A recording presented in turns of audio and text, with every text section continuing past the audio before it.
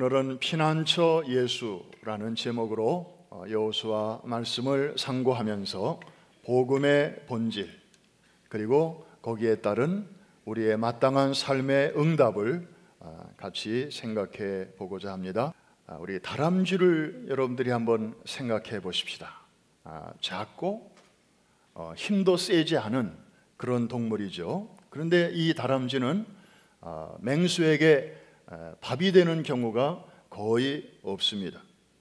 왜냐하면 기발한 호신책을 갖고 있기 때문입니다. 사나운 짐승이나 몸집이 큰 동물이 자신을 향해서 달려들면 다람쥐는 절대로 맞짱 뜨지 않습니다. 맞짱 떠봐야 승산이 없습니다. 그런데 기가 막힌 호신책이라고 하는 게 큰 바위 틈으로 쏙 들어가 버립니다. 그러면 아무리 자기보다 힘이 세고 덩치가 큰 그런 짐승도 이 속에 들어간 다람쥐를 어떻게 할 재간이 없는 것이죠.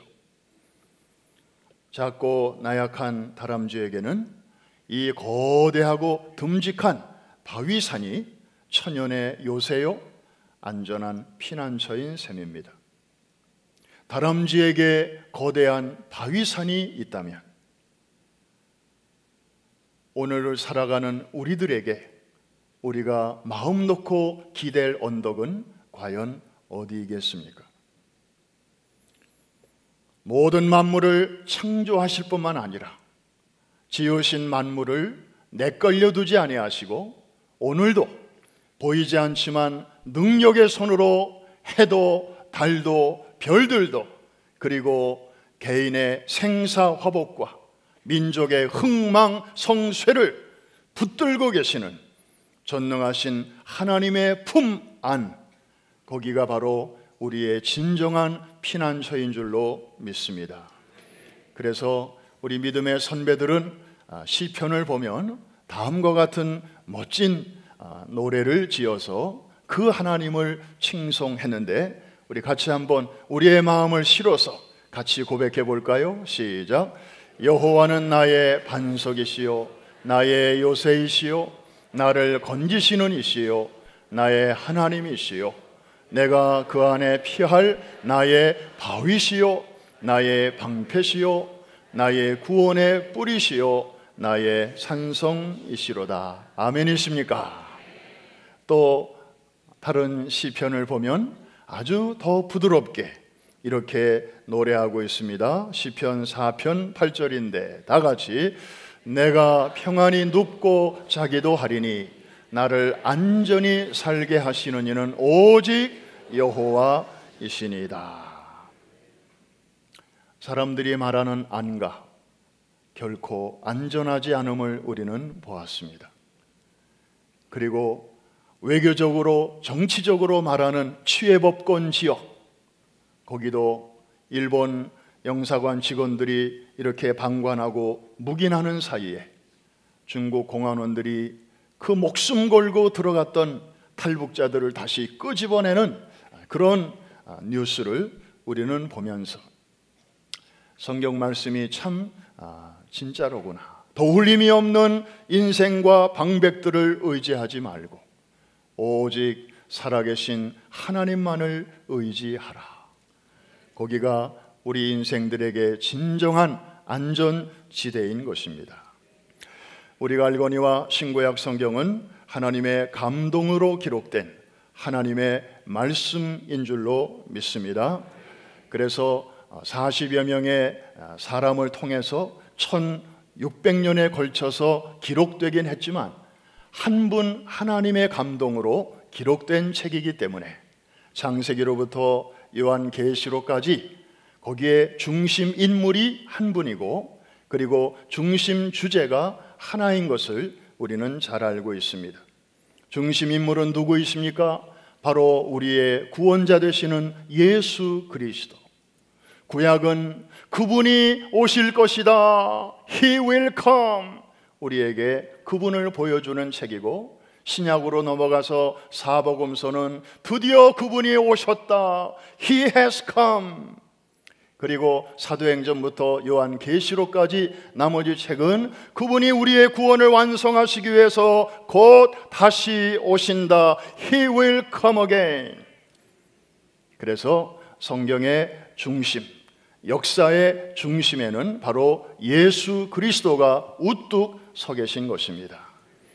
믿지 않는 사람들도 그래서 역사를 구분할 때 기원 전, 기원 후로 나누는 것은 그분이 오신 것을 기준으로 해서 Before Christ, BC라고 하고, 그 다음에 그분이 오신 이후 AD, Anno Domini, After the Lord, 그분이 오신 그 이후를 AD라고 이렇게 나누는 것이죠. 그래서 구약은 창세기로부터 말라기까지 보면 거기 예수라는 단어는 많이 나오지 않지만 그저 이런 모양 저런 모양으로 앞으로 오실 예수님은 이런 분이시다. 그분이 오시면 이런 일을 하실 것이다. 혹시나 우리가 모르고 지나칠까 봐 그것을 여러 모양과 여러 부분으로 창세기에서는 가죽옷을 통해서도 말씀하시고 출애굽기에서는 유월절 어린 양을 통해서 예수 그리스도를 우리에게 보여주시고 레위기로 넘어가면 뭐 각양 절기와 제사 이런 것들 복잡하게 느껴지지만 그게 다 예수님의 성품과 사역을 우리에게 미리 보여주시는 것입니다. 이해가 되시면 아멘. 그래서 말라기에 가서도 보면은 의의 태양이라는 표현으로 이제 곧 역사상의 어둠을 뚫고 찾아오실 메시아를 소개하는 것으로 구약이 끝나고 있습니다.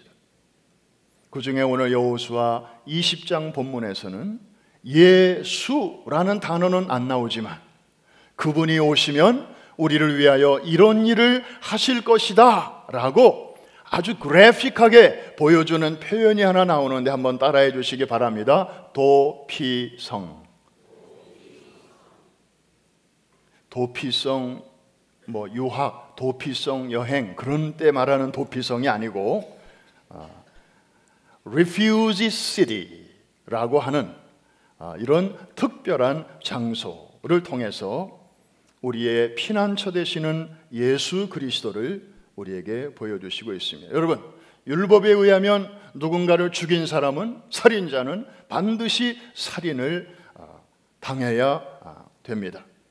그런데 실수로 사람을 죽이는 경우가 종종 있게 되죠.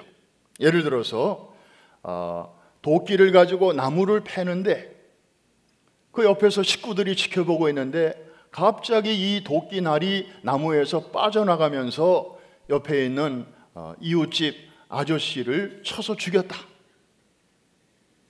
일부러 그런 게 아니에요. 실수로 그런 일이 일어난 거예요. 그러나 어쨌든 사람이 죽었어요.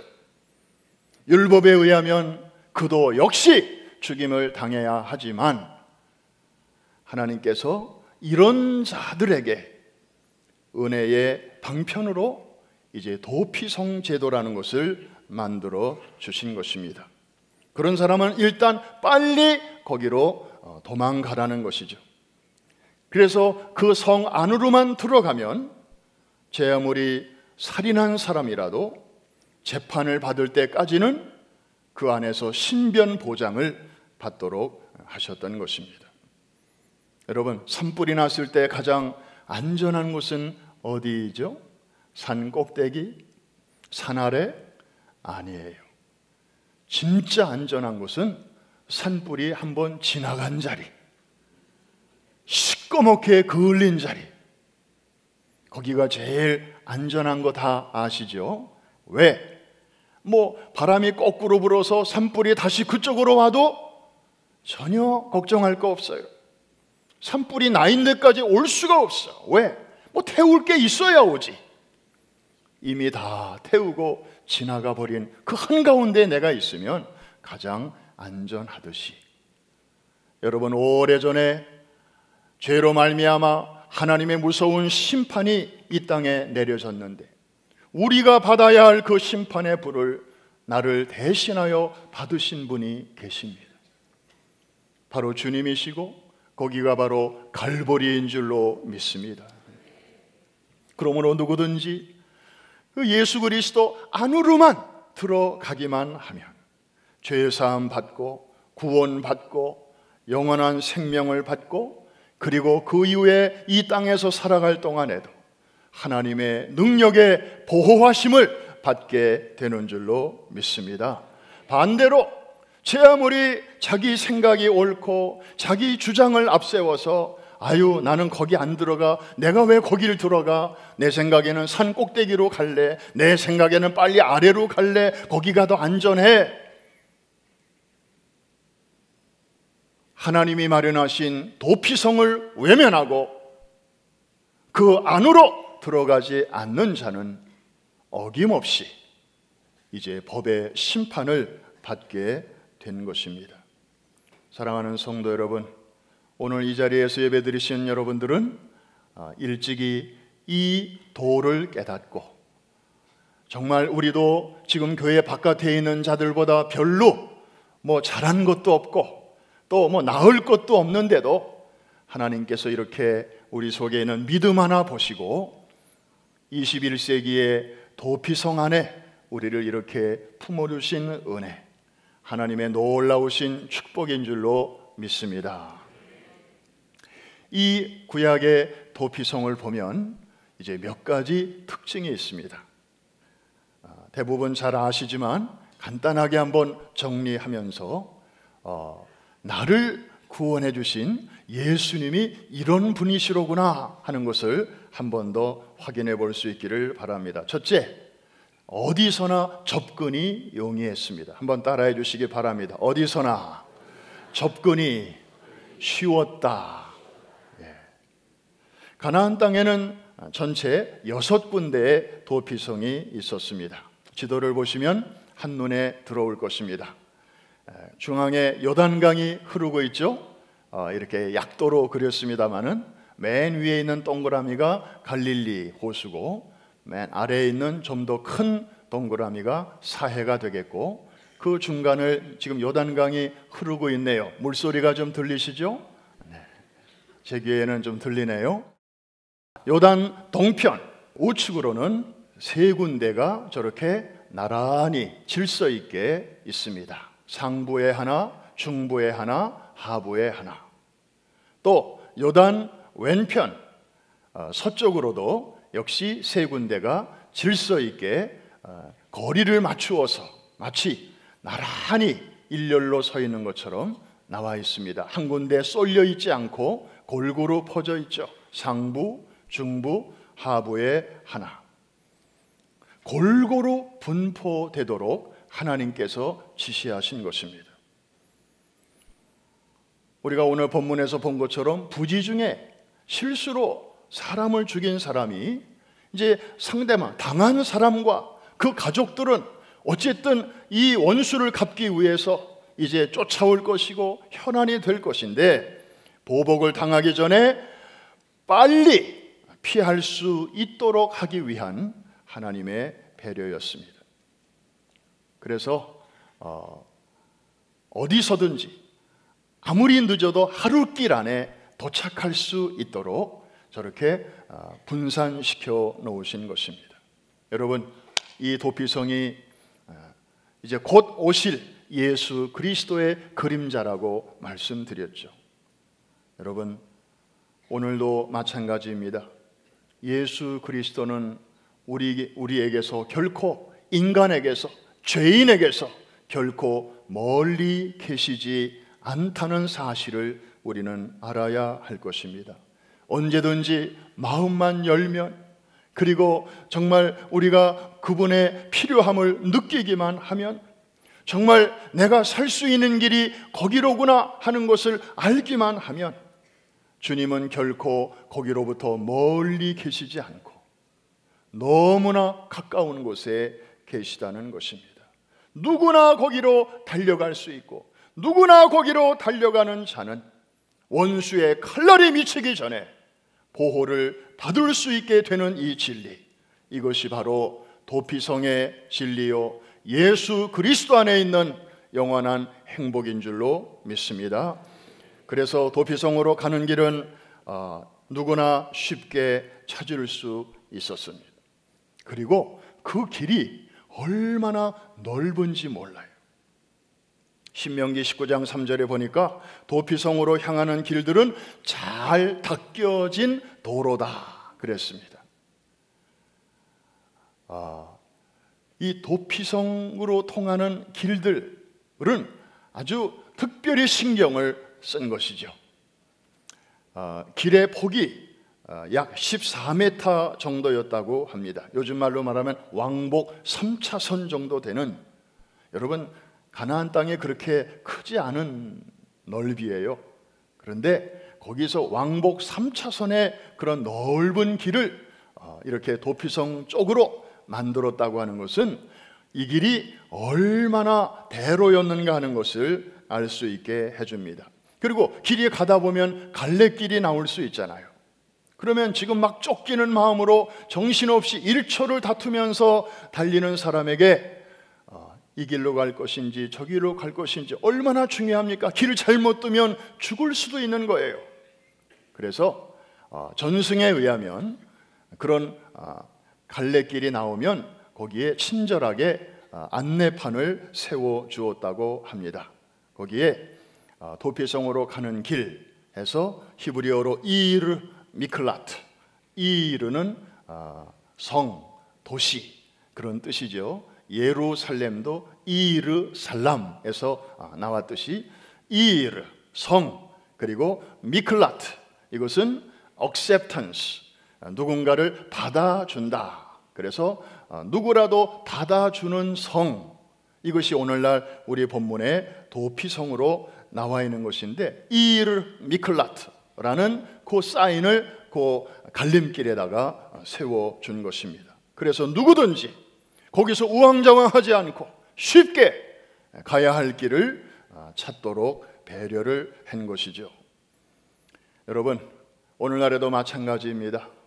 예수님께 달려가는 길, 우리 시대의 도피성으로 향하는 길은 누구에게나 다른 길보다 훨씬 더 넓게 열려져 있음을 믿으시기를 바랍니다. 이 구원의 길, 하나님이 다른 길보다 특별히 넓게 이렇게 만들어 놓으신 거예요. 그리고 행여나 사람들이 이 길로 갈까 저 길로 갈까 차라리 돌아갈까 이렇게 고민할까 봐 거기에 아주 친절하게 도로 표지판까지 세워놓으신 것입니다. 요한복음 14장 6절에 여러분들이 잘 아시는 말씀이 기록되어 있습니다. 예수님께서 그에게 말씀하시기를, 그가 누군지 궁금하지만 내가 곧 길이요 진리요 생명이니 나로 말미암지 않고는 아버지께로 올 자가 없느니라. 저는 이 그에게 말씀하셨다 할 때 그분에게 얼마나 고마운지 몰라요. 그가 의심이 특히 많은 사람이었어요.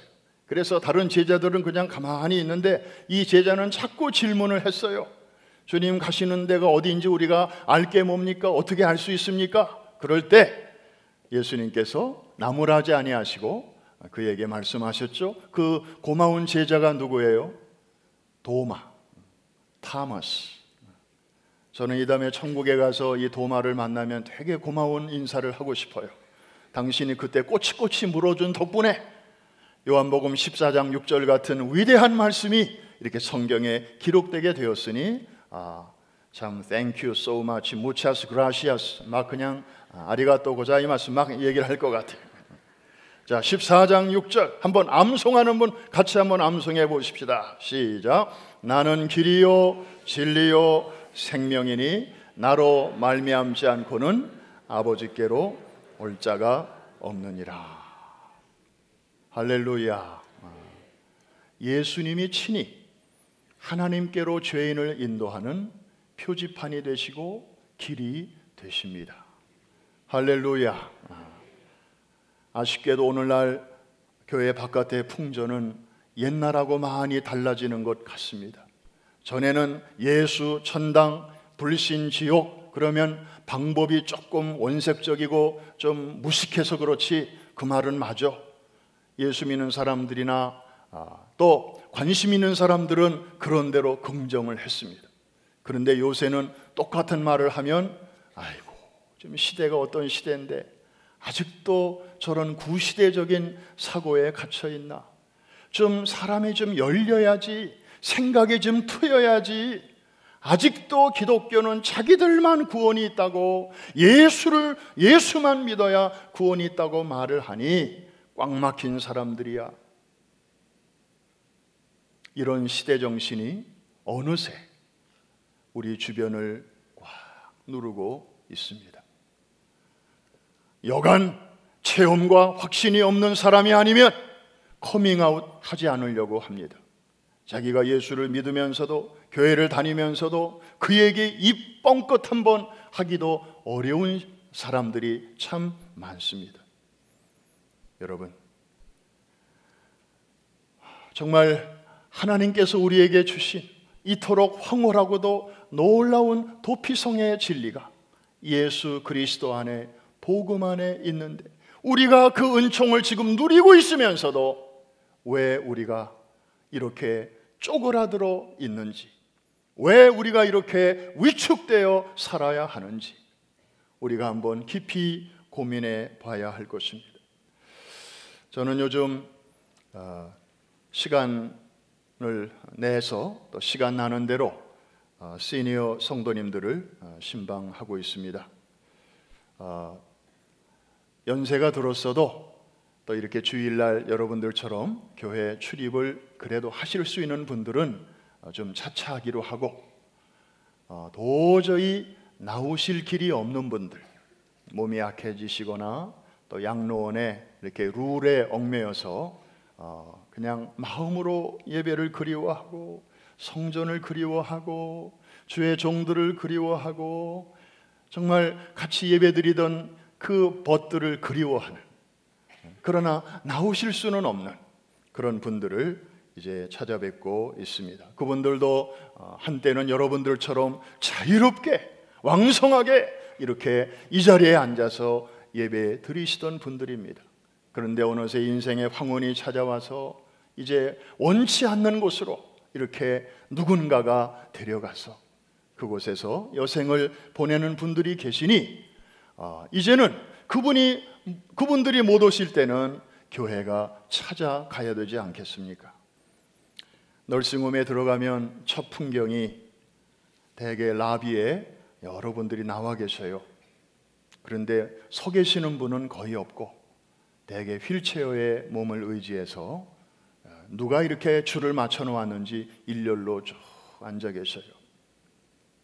어떤 분들은 식당 쪽으로 움직여서 이제 커다란 통유리 바깥으로 하염없이 바깥 하늘을 바라보면서, 또 어떤 분들은 약기운으로 고개를 떨구시고 그렇게 누가 왔는지도 모르고 한나절 혹은 하루를 보내시는 분들이 많습니다. 권사님 잘 계셨어요? 이제 대화가 가능한 분들은 이렇게 말을 좀 붙여봅니다. 요즘 기도 제목이 뭐세요? 무슨 기도를 하세요? 그렇게 물어보면, 제가 다 물어보진 않았지만 그 중에 두 분에게 물었을 때의 대답이 같이 나왔습니다. 하나님이 저를 좀 빨리 데려가셨으면 좋겠어요. 신방하는 다른 분들하고 저하고 같은 느낌이었습니다. 금지타사가 후지아사라는 말이 있는데, 지금 남의 일이 곧 나의 일이 된다. 우리도 나이 들면, 또 어느 때가 되면 어쩌면 이분들과 같이 될 텐데, 참 이 나이 들어감의 진정한 의미가 무엇인가? 개중에는 치매 환자로 이렇게 고생하는 분들이 여러 분 계시죠. 아마 여러분들 가족 중에도 있을 것입니다. 치매는 정말 고약한 병인 것 같습니다.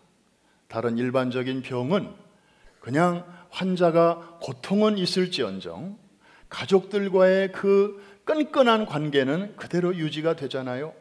그런데 이게 치매는 이게 깊어지고 길어지면 정말 가족 간의 그 남아있는 정마저도 그냥 이렇게 얄팍하게 만드는 정을 끊어버리는 그런 아주 고약한 그런 질병인 것 같습니다.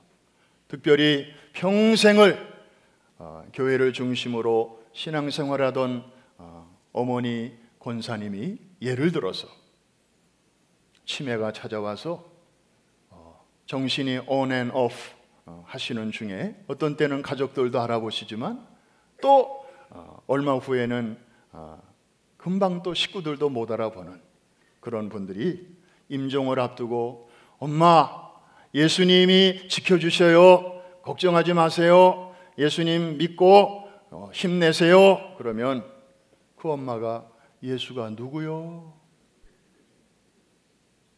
이럴 때 가족들은 억장이 무너지는 거예요.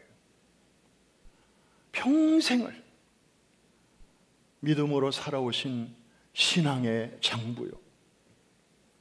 사랑하는 성도 여러분, 혹시 여러분 가정에도 이런 일이 찾아올 수 있습니다. 그럴 때 우리는 어떻게 이걸 받아들여야 할까요? 저는 성경을 읽으면서 이렇게 정리를 해봅니다. 하나님이 우리를 지으실 때 영과 혼과 육으로 지으셨습니다. 그래서 바울은 성도들을 위하여 중보기도 할 때 너희의 온 영과 혼과 몸이 우리 주 예수 그리스도 강림하시는 그날까지 흠이 없게 보존되기를 원하노라. 육은 여러분의 이 바디고 영은 이제 하나님과 교통하는 그런 장소라면 혼은 이제 정신적인 활동입니다. 공부도 그거로 하고 예술 활동도 그것으로 하고 기억도 그거로 하고 다 하는 것이죠. 치매가 찾아왔다. 그래서 정신이 오락가락한다. 이것은 이제 혼의 영역입니다.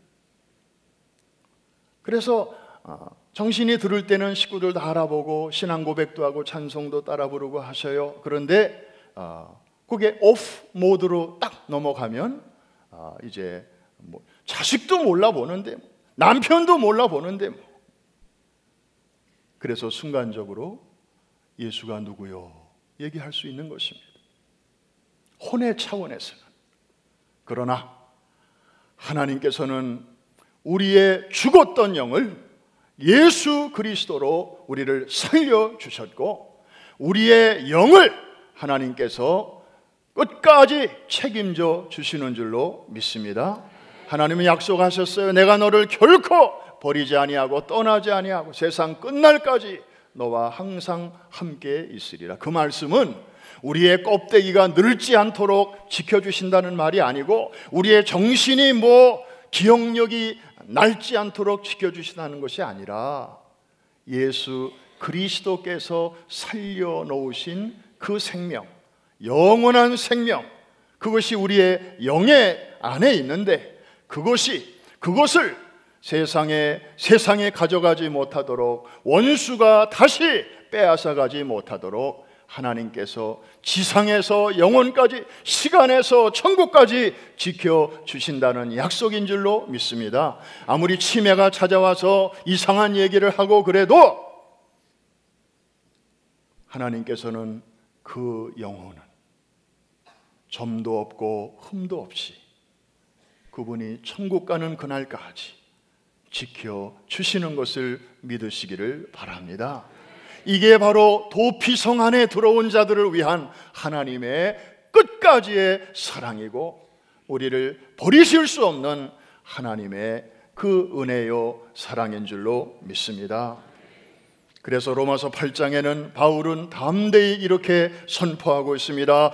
누가 우리를 그리스도의 사랑에서 끊으리요? 환난이나 곤고나 기근이나 적신이나 위험이나 칼이나 내가 확신하노니 사망이나 생명이나 천사들이나 권세자들이나 현재일이나 장래일이나 능력이나 높음이나 기쁨이나 다른 어떤 피조물이라도 우리 주 그리스도 예수 안에 있는 하나님의 사랑에서 결코 끊을 수 없으리라.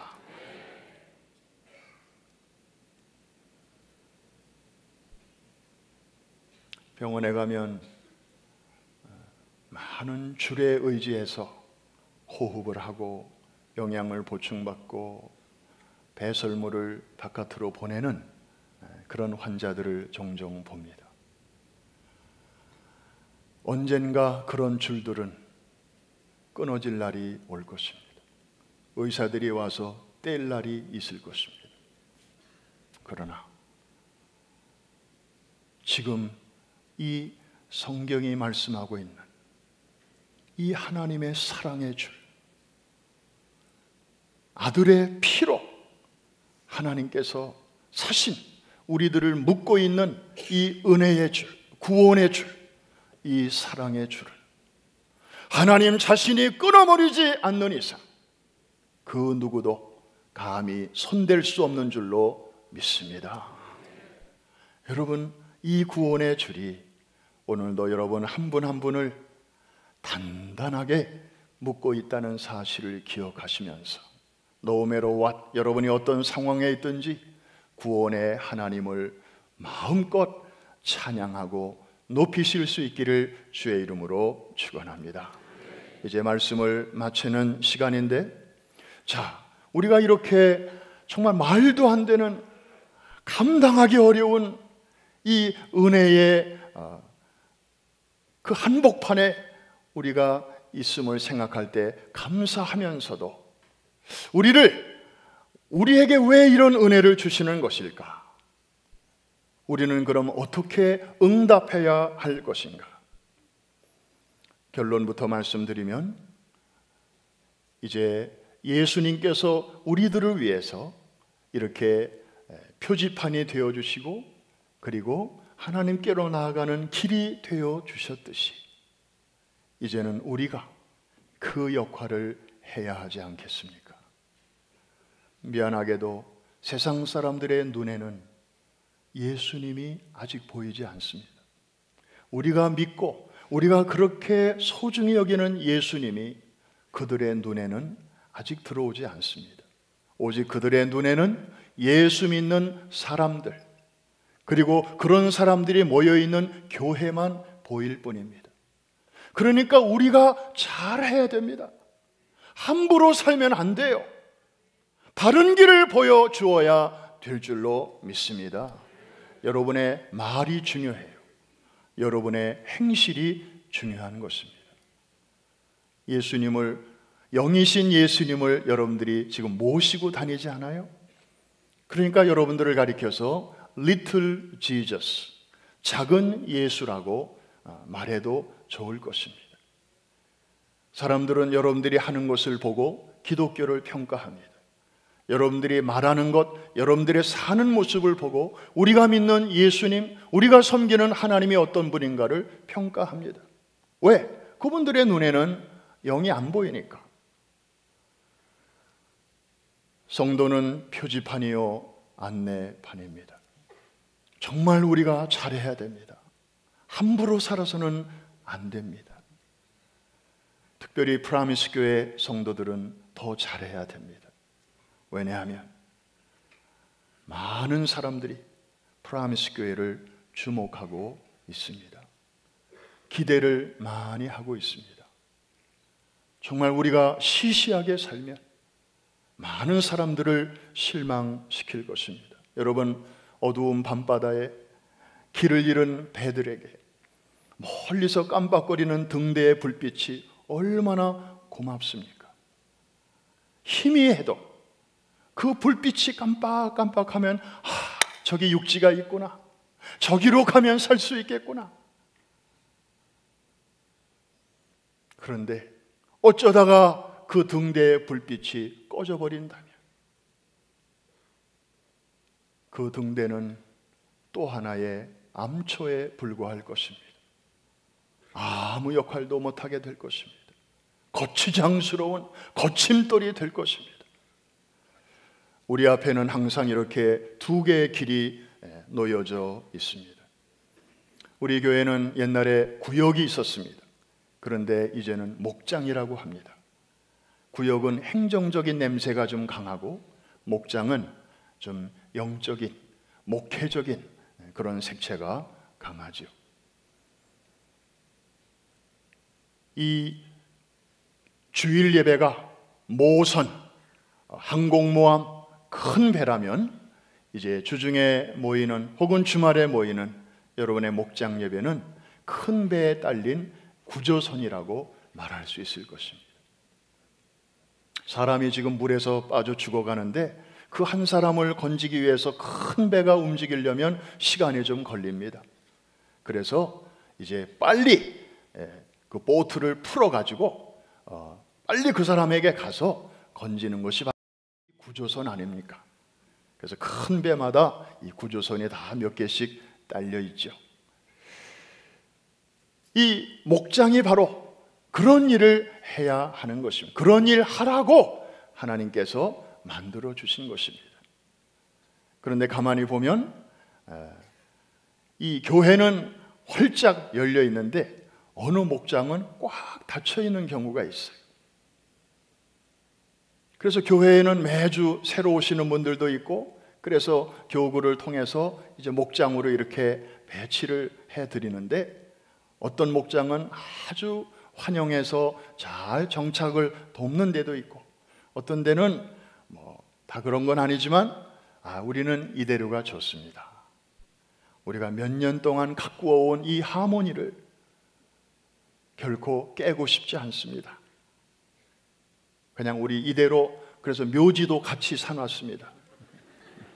우리 이대로 살다가 이대로 같이 묻힐 겁니다. 이런 목장도 있어요. 와, 거기는 예수님도 아마 들어가기 어려울 것 같아요. 얼마나 아름다운 교제, 정말 그런 교제 없죠. 가족보다도 더 가까우니까. 경조사 있으면 그냥 내일처럼 그냥 일면. 그런 목장이 그런 하모니를 가지고 정말 한쪽 문을 열어놓아서 잃어버린 영혼들을 우리가 초청하고 밥을 같이 먹고, 그리고 예수 믿는 사람들도 이렇게 괜찮은 사람들이 있음을 저들에게 보여줄 때, 그리고 이제 구조선에서 그분들을 이렇게 모선으로 잘 안내할 때, 하나님께서 우리에게 베풀어 주신 은혜에 대한 우리의 건강한 응답, 올바른 응답이 되는 줄로 믿습니다. 앞으로 여러분의 목장에 이런 좋은 일들이 있게 되기를 주의 이름으로 축원합니다. 여러분, 몇 년이 지나도록 그냥 늘 그 얼굴이 그 얼굴이다, 그때 그 사람들이다, 조금 그렇지 않아요? 예.